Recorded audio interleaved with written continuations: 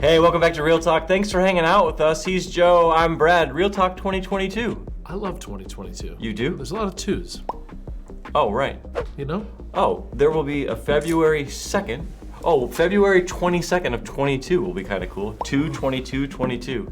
I like these At little things. 2:22 in the afternoon. We should have a little party. Ooh, what will we do? I don't know. That's 2022. It's kind of an interesting thing. Yeah. It's not 2020. It's not 2021. Right. It's 2022. It feels very in the future. I know. It does, more than the other dates. We'll get used to it. You know, there's this thing called the World Wide Web. There that is. People are watching us from. Yes. It's just their computers. On the interwebs. So I was recently on the interwebs and I did a little digging. The interwebs? Yeah, I was using the Googleizer and I did some digging about what are people talking about on the internet? What are they asking about? On the dark And web? they're asking about all kinds of things, but things that we could help with.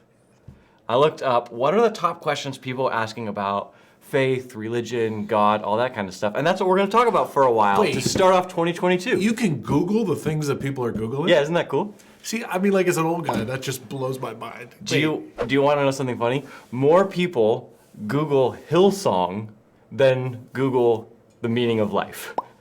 In a given month, there are less people who search for the meaning of life than search for Hillsong. Hillsong, like the This, church music? Yeah, the music. Hillsong. Wow. They're more famous than the meaning of life. Do they get more hits than Jesus? Maybe. Oh, I don't know. you just crapped on my 2022 soul. So interesting, like 10 years ago, most of the religious and faith-based searches on the internet were looking for churches. People were looking for churches. Kind of like the white pages or yellow pages. Like Yeah. Not It's not like that anymore. Now people are asking life questions. To Google. About, like who's Jesus? What's the Bible? What are heaven and hell like? Google has become the great theologian of our time. that is transformational thinking. Whoa, that's kind of neat. Well, people are going there for answers, right? So we're gonna take on some of those questions. Do you think they're doctoring the answers? Like if you Google search what's being Googled, is it possible? Could somebody just make stuff up? Yeah, they're like- they're looking for this. They're looking for Hillsong. Like who's to say? How do you actually know? Like Hillsong could be putting out that list. Exactly. That's what I'm saying. It's kind of like, I don't even know. That's possible, but there are a number of companies that do this and tell you what people are searching for, and they all kind of had similar themes. Today's question, number one question among faith, religion, stuff on the internet, where did God come from? Just an easy question people are asking. You like sitting at your computer on your phone and you're going, where did God come from? Yeah, I mean, something like that. Who made God? But yeah, kind of package all that together. That's sort like, of a metaphysical mustard That for you is. right there. Yes, yeah, it that's is. where did God come from? I mean, I think it's a really good question. It is. If you're just looking at the world, everything in our world has a beginning. And everything in our world has something that caused it to begin, right? So somebody made this. Somebody made this table. It started as a tree. The tree, where they grew the wood from the tree was a seed, which also came from a tree. Like somebody made everything. So it's a good question. Where did God come from? Who made God? And this is why we have Google, because we want to ask. Wow. It's interesting. I find that there are certain types of people that ask certain types of questions. Oh, okay. Right? And so there are questions that you'll ask me like this. I'm like, I had never, on one level, I've never even thought of that. So I love this because it's like, what a great question. I've never sat around thinking, where did God come from? I've kind of accepted it as reality.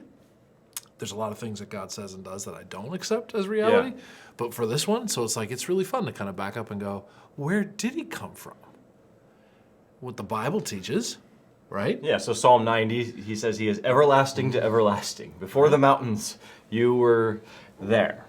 Or even the first lines of the Bible, in the beginning God. There's almost a presupposition that he has no beginning. Like in the beginning of everything that we know and see and understand, God was there. And I think the biblical teaching from a variety of chapters would be he's before all things, he's after all things, he's below all things, he's above all things.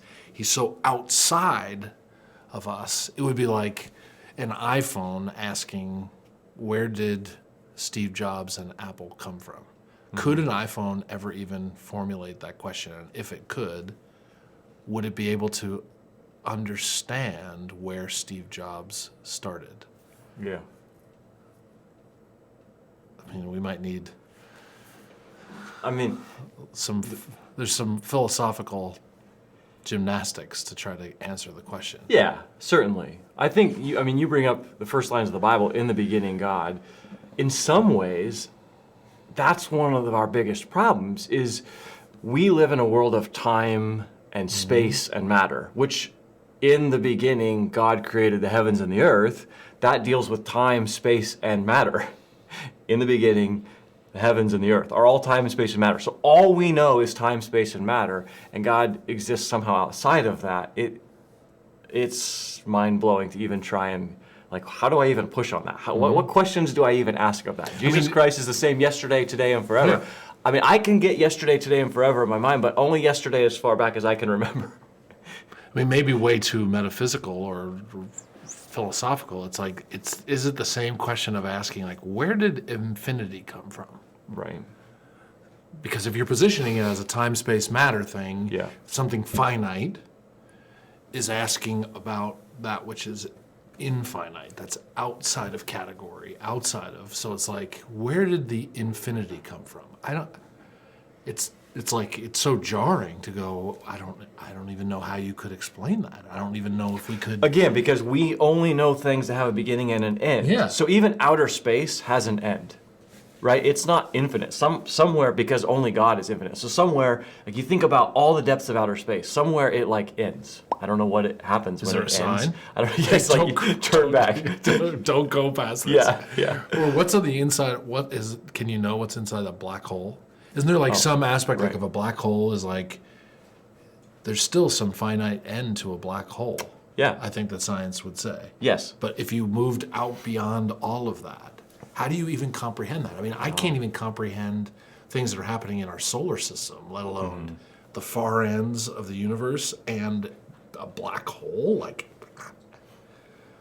I think it's a hard question too, because no matter how you answer it, there's no answers. And for us as Westerners, we don't have a lot of space for mystery. Yeah. We want answers. We want to know, what's the formula that makes this cup? What are the compositions inside it? How did it happen? When did it happen? What did it do? As Westerners, modern Westerners, we expect there to be answers to every single question. And we can rationally deduce the answer, reduce something like, okay, if you give me this, I might not know the formula, but I could break it apart and find it. Yeah. So even if you didn't tell me the steps to make it, Right. by reducing it, I could figure it out. Well, you can't do that with God. Right. And our culture doesn't do mystery whatsoever. So is it possible that the answer is this is a mystery, and that just like, Yeah. that's not an answer to most It's people? frustrating for us. That's why people are going to Google, because they're like, I want an answer to this. I mean, even the idea to me is crazy is if creation never happens, Oh, from God's standpoint, he doesn't, like, he's still God. He's still there, wherever there is. yes. There's no time, space, and matter, so there's no there. He still exists, even if creation never happens. We think of everything relative to creation, because that's all we know, so that's fine. But he still exists. And it's probably not unlike could he exist in another universe? See, that pushes me a long ways, because we know our empirical world, and then you go, okay, why did God do this? So does he exist in another universe? I mean, has he made other universes? There's nothing in the Bible that would say he couldn't or he didn't. Right. It's not unlike when, before the World Wide Web, it's like all you knew was your own little hometown. Sure. Right? And so you could go as far as you could walk, then you could go as far as you could drive. And when you would walk, so like go before transportation, go as far as you could walk, you're literally discovering other worlds. Right. Because if you walked from one side of Asia through Russia and into other continents, it would be another world. Oh, yeah. And so then you add transportation, you're seeing other worlds. Even when we travel now, we're seeing we go to other. So Yeah. if that's true on this small ball, Yeah. is it possible that something is happening bigger and wider, that it's like other worlds? And is God the God of other worlds? Literally on this ball, yes. Is it possible on another location? There's nothing in the Bible that would say that can't happen. Right. That God is actually bigger than even that. I have more questions. I have answers now. Because even if he created a very similar world somewhere else, does it play out the same way? Ooh. Maybe I'm not gonna. I can't. We'll blow up the internet if we keep. But there's not part of the fun part. Part of this is so fun to talk about it. It's like, and it's okay. So we use the Bible as a tool to guide us into who God is, what's His character, what can we know, what's mystery, and it's okay in the realm of mystery to bring up these kinds of questions and go, what if? And then if you bump up against a scripture that says no to that, then you stop. But if you don't, it's okay to go, there's nothing in the Bible that would say that God didn't create other worlds and other beings on other worlds. Like, I don't know. Unless there is. Somebody will tell us. Someone will tell us, I'm sure, if there is. But yeah, and is there anything in the Bible that says another world and our world couldn't someday interact? No. Or that Jesus, His death and resurrection is actually for other. Yeah, other that's what I was thinking a minute ago. Like, Is applying Christ's death. Could He have died for another people? Is it possible this is all just a simulation and we're living in like a video game? I guess it's possible. I think when you get down to the realm of philosophical, I mean, tell me something that's not possible, and yet go back to the original question: where did God come from? I mean, these things that we know to be true in the here and now that we can't explain, something outside and beyond that. The human mind is so powerful, and yet it's limited. It's limited. And imagine, it's so powerful, yes, but imagine, honestly, how powerful and creative and intelligent our Creator is to create all these little minds. You know, humanity, if 100 billion people have lived on planet Earth, and all the uniqueness and all the intellect of every little mind is, I don't know, God's really big. You know, even just in our own planet, there's things we scientists are discovering, beings, animals in other parts of the ocean that we've never even seen before. Yeah, right.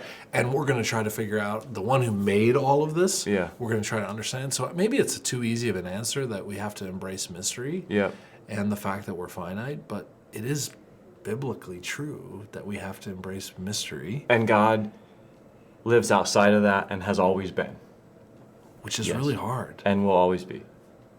Like, in some ways, I'm saying that simply on purpose. It's like, because we can't explore the depths of that. It is just true. I mean, it's what I believe. Good. It's true. We started 2022. That's a good start. Where did God come from?